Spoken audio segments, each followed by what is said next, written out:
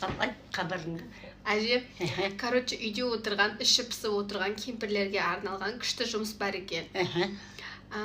Неде ипподромда аттар бар ғой? Аттар? Иә. Сол тісі жоқ аттарға шөпті шайнап бересің дейді. Шайнап? Иә. Шайнап бересің, анаған жұтуға дайындап бересің. Ана аттарға жұтуға дайындап бересің шөптерді.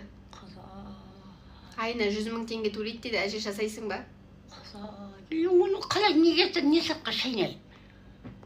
Кәмін шайнайсың өзің? Қалай уатып талқандап берсе қайтеді? Жоқ, ауызбен шайнап беру керек дейді. Ай, аузың көметі қой дейін, аузыменен. Күшті жұмыс қой, әже ойлақ барадым, істемейсің тек шайна. Қосақандай ауыздан мәңгілде бейт тұрған аузы бар аттың. Жасайсың ба, әже бос, бір орын бос дейді. Сол сені айтып қойып едім.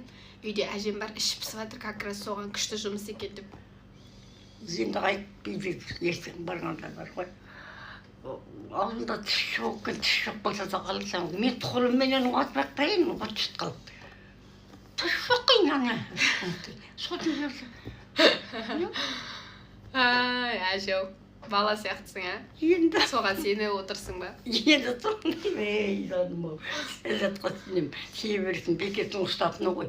Сен қалданып қаласың дейді. Не жатқан мен бала емеспін болсам, біреу бірдеңе тек сені қоясың дейді.